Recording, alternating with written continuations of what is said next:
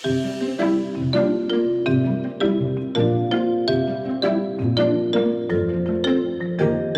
welcome to Transform Gov, the digital government podcast. Transform Gov is part of the Ireland e-Government Awards, and it's brought to you in association with Accenture, and I'm Maeve Neefsey. So we're back today to continue a conversation with the team who are charged with managing RT's reputation, which doesn't sound very easy, but they managed to do lots of interesting things, which you'll find out about if you listen to part one. Don't miss it. It's full of incredible, useful insights that are relatable, really, to anybody in public sector organisations who's charged with marketing and communications, because there's a lot of lessons to be learned. And this team entered the Ireland e-Government Awards in 2024 and were finalists for the Marketing and Social Media category. So welcome back, Head of Marketing, Communications and Social, Joe Hoban, and Tracey Diamond, Brand and Marketing Manager. So Joe and Tracey, we were talking all things communication, but I suppose what I wanted to find out in the first place was, why did you decide to enter for an award? I guess we decided to enter it, Maeve, because, we feel that other organisations in the public sector might learn from it. Hopefully they will never need to do what we had to do, but, it is an interesting example, I guess, of how to begin to restore trust in an organisation post-crisis. And for that reason, we felt that it deserved to be entered, and that's why we put it forward.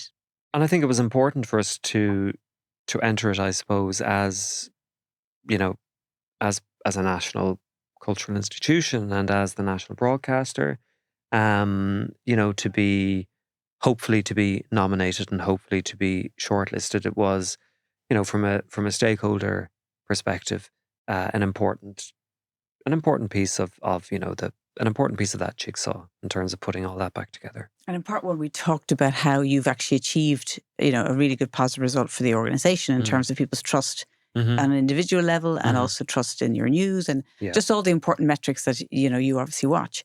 Which is the achievement of RTE staff and journalists, we should say. Yes, rather sorry, than not our achievement. Although some people would take that, but no, I understand that completely.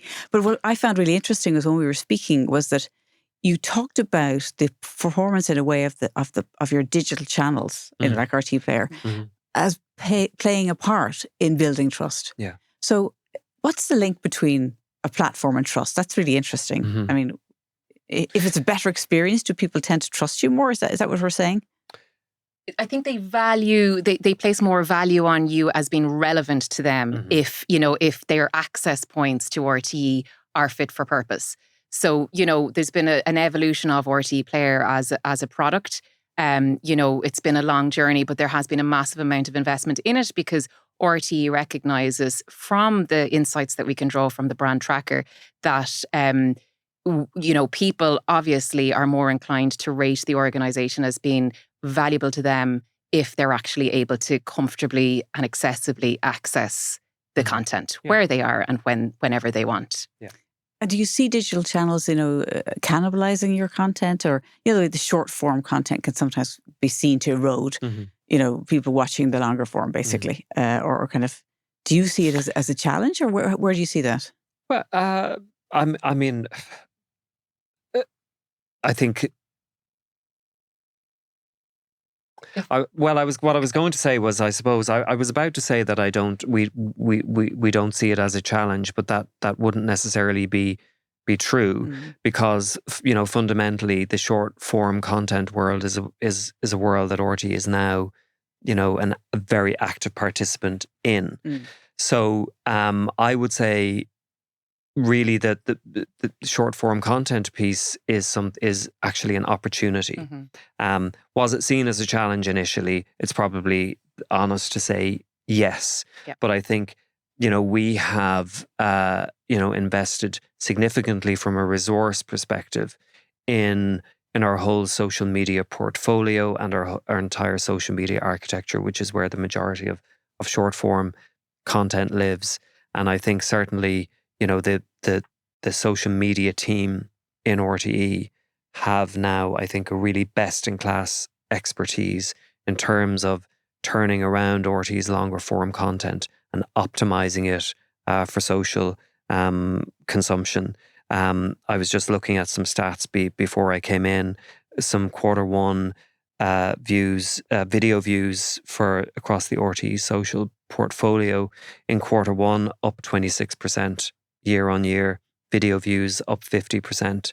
And also in Q1 this year, that team have delivered 33% more content pieces than they delivered before. So challenge, quickly identified as opportunity. And all of those things, I think they live within an ecosystem.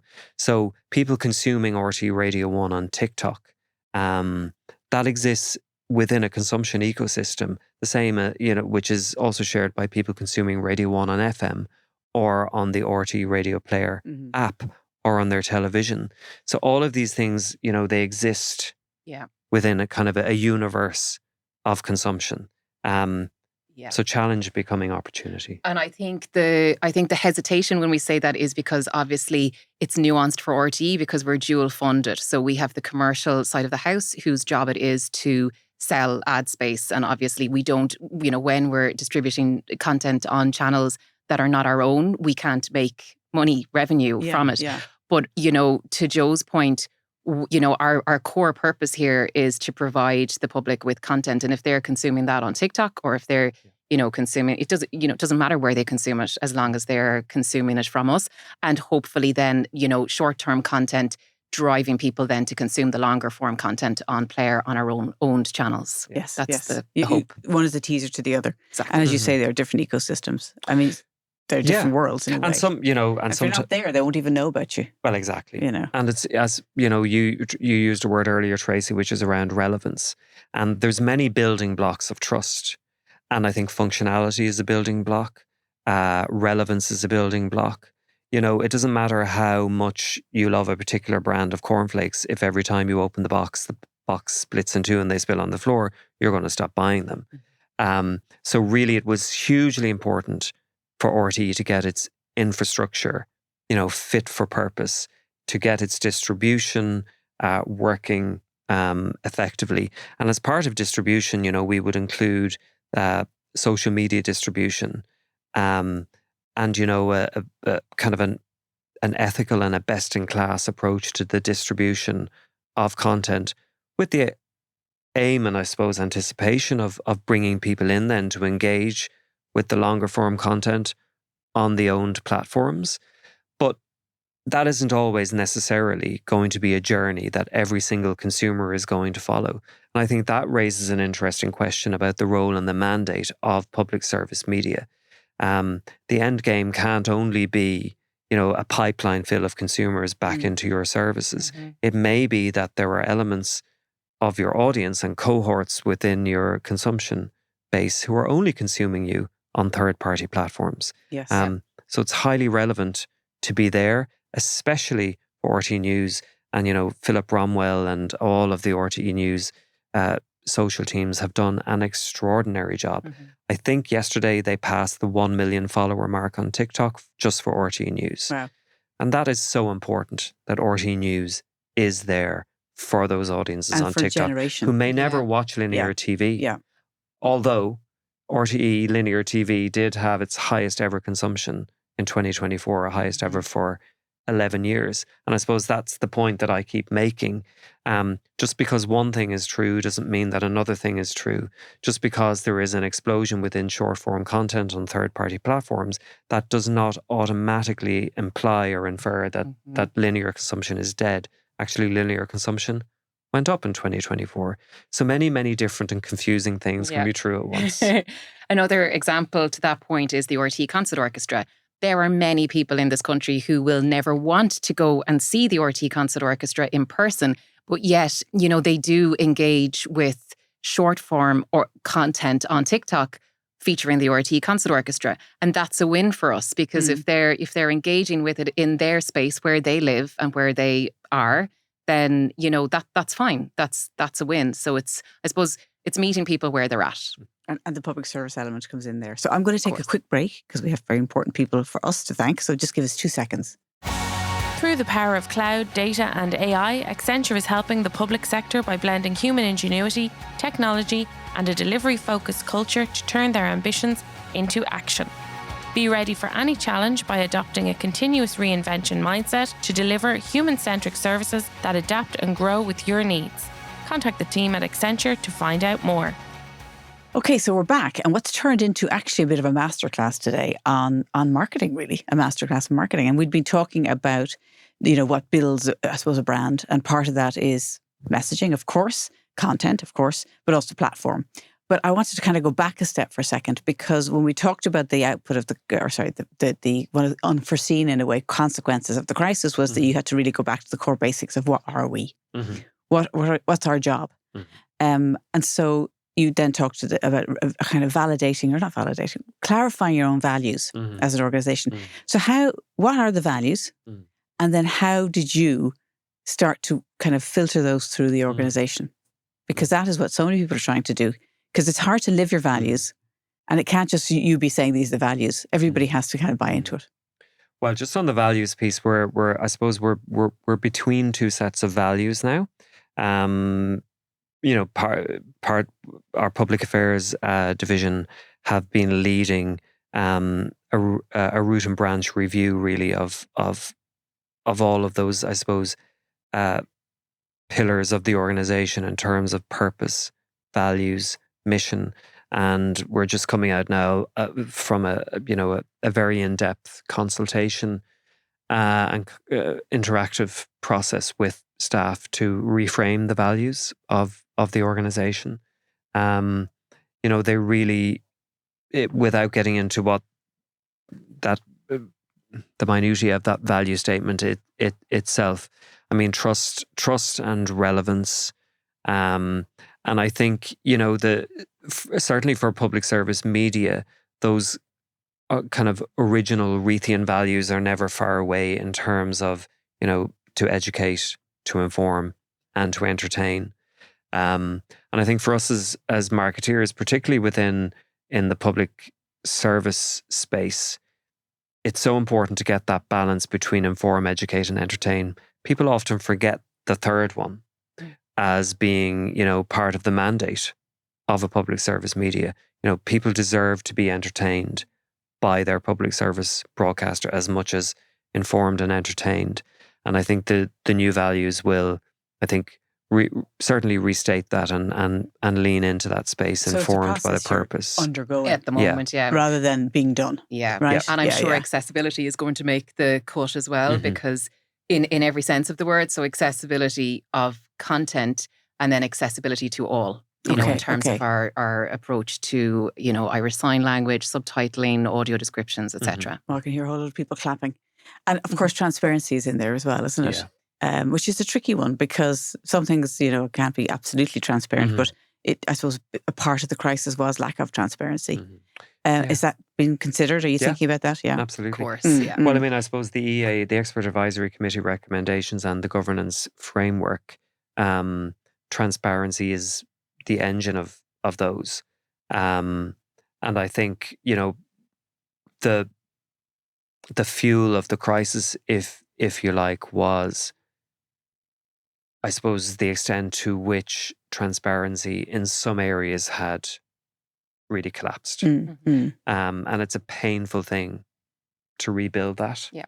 And I suppose to kind of reconstitute that as a driving force within the culture. But I think that really is what our Director General and the leadership team have succeeded in doing. Yeah. Okay. And that transparency obviously trickles down through all aspects of the organisation. So obviously how we are run, what people are paid, how we decide to do things in a certain way, through to RT News. And I know I mentioned earlier RT Clarity, which is the new strand of RT News that's particularly tasked with debunking misinformation and disinformation. Yeah. But transparency is a key part of that as well, in terms of opening the door and showing how do the journalists in RT do their job? How do they, what are their values, and how do they, make the journalistic decisions that they make, so that people actually understand where their message is coming from, which is so important at the moment, obviously, because the lines are blurred so often between truth and false. Yes, exactly. Even whether it's actively or active or not. Yeah. Somebody just may be saying things that they're regurgitating rather than having kind of any intent. Yeah. But I think understanding how people come to decisions is really key when it comes to the news. Well, look, one thing we haven't talked about, and we will in a second when we get back, because we're going to have a quick break, is AI. And what you see as the future of AI in your roles, but also generally. So we're back in 2 seconds. We've got amazing news. Like what? Amazing news. The judges have done their job. About time. They've gone through the avalanche of entries that we got this year, and they've selected the shortlist. So it's now up on our website, so digitalgovawards.com. Make sure to check it out and see if you're there. You know you're talking to a judge. Am I? I am one of them. Okay. So I know what went on, and I know how rigorous it is. And it is absolutely rigorous. And it's very difficult actually to judge, I think. It is very, because your apples, oranges, cheese, everything is so different. All the projects are so different. All of them are so interesting. Absolutely. And I know that, our Accenture were even saying to us the categories this year are so diverse, because it's everything from smart cities through to healthcare, through to local authority. So there's everything in there. And the shortlist reflects that. It's a really, really, really good. And you mentioned Accenture. Why? Because they're our sponsor. They make this all possible. Like, we've got fantastic category sponsors, but we've also got Accenture as our main sponsor, and they also sponsor the podcast. So if I wanted to know who is shortlisted, where would I go? You go to digitalgovawards.com. So digitalgovawards.com, everything's up there so you can see if you're there. And of course, don't forget to get your tickets. If you plan to come, it's really important to book fast because they do go really quickly. And again, this year, O'Reilly Hall, fantastic venue. And it's a great, fun event. It is fun. It is. Everybody enjoys it. Nobody ever says they won't come back. They all come back. So please, make sure if you want to be there that you get that ticket booked. We're coming back after our short little break, and hope everybody knows now to enter the awards. But we promised that we'd speak about AI. So what role you see it in your areas within marketing, but also generally in RT. Who wants to take that? That's my favourite question. I'll go first if you want. I'm obsessed with AI. I'm fascinated by it. I just think in terms of how it's revolutionising marketing in particular, it's incredibly interesting and terrifying at the same time, particularly in the areas of segmentation and personalization, and how it can, spot patterns in large data sets and then send diverse messages to, or, bespoke messages to diverse audiences, which is probably going to be a big advantage or opportunity for various agencies in the public sector in the future.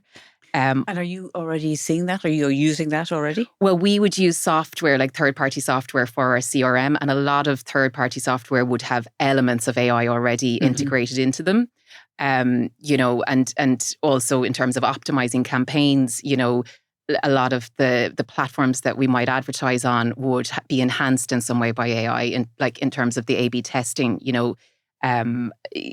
which is obviously brilliant in terms of, increasing your return on investment and making sure that you're spending your money in the right way. Then obviously generative AI, which is the one that everybody is probably familiar with.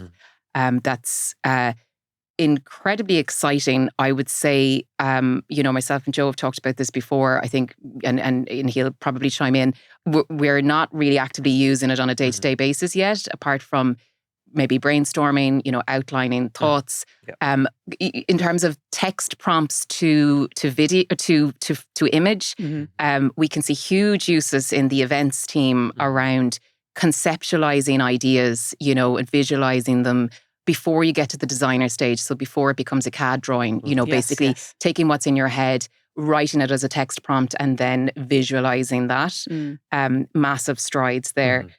And then in terms of brand and brand tone of voice, we're watching very closely developments around how we're evolving from a place where it sounds like ChatGPT and actually getting to a place where it can start to embody your own brand tone of voice. So things like training it to look at your website, training it to look at uploaded documents, to read your tone of voice and then summarize it and then reproduce content in that tone of voice. It's not there yet for us. I think Joe will probably agree.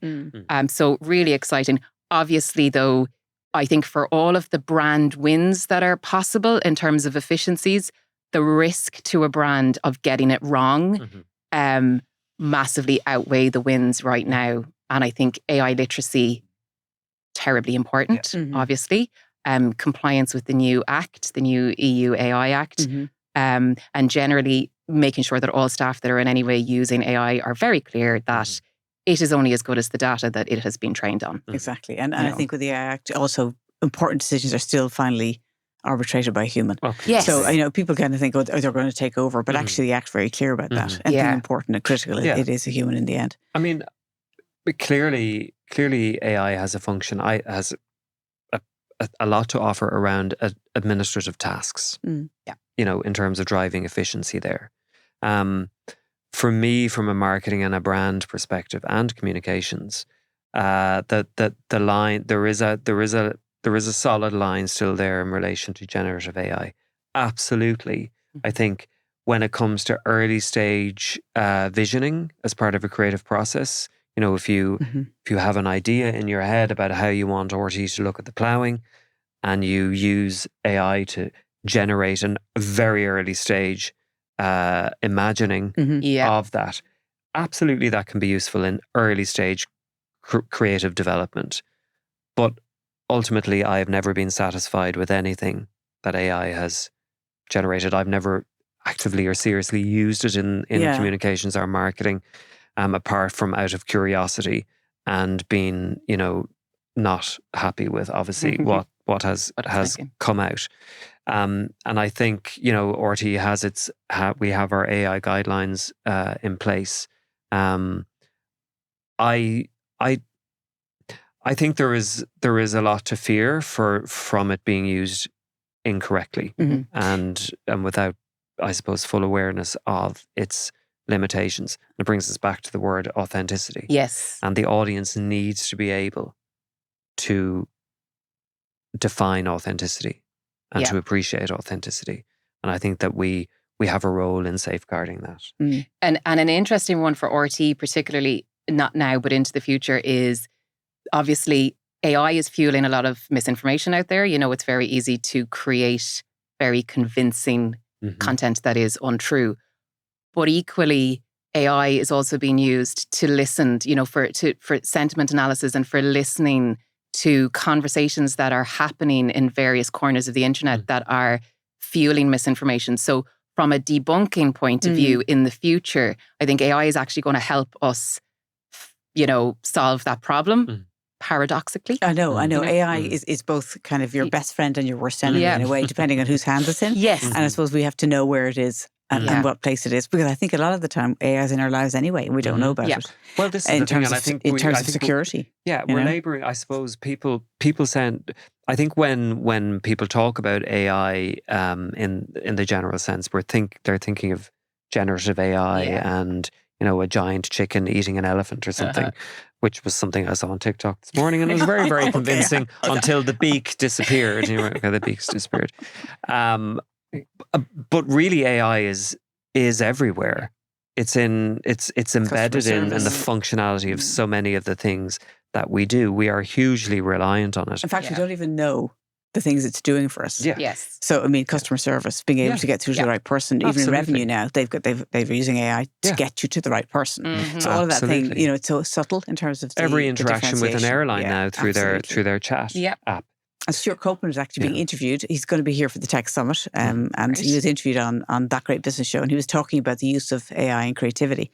And his view is that there's always innovation, and it's not like it's going to take over. You just adapt to it. And I think you find ways that it makes your life easier. Definitely. That it's going to take a lot of the boring jobs away, and we immediately kind of run to it's going to copy us. Yes. But actually, we're going to use it. No. So maybe that's the way it's going to be for you guys. In creativity, AI is only working on the basis of the prompt and the direction given to it by a human.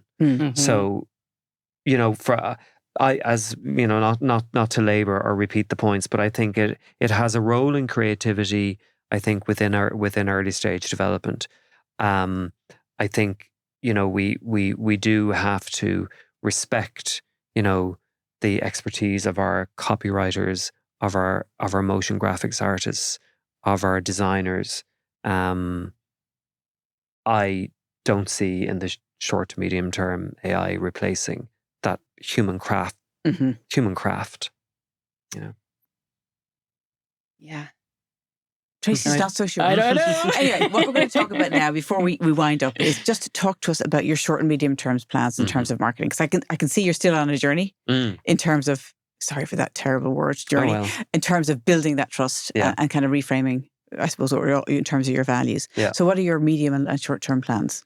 Well, we have a communications, marketing, brand, social and events division now, which is the bringing together of a whole range of areas. And we are, as we come to the end of May now and into June, we're about halfway through our first ever annual plan for that division. So we have delivered a huge amount in the first five months of this year.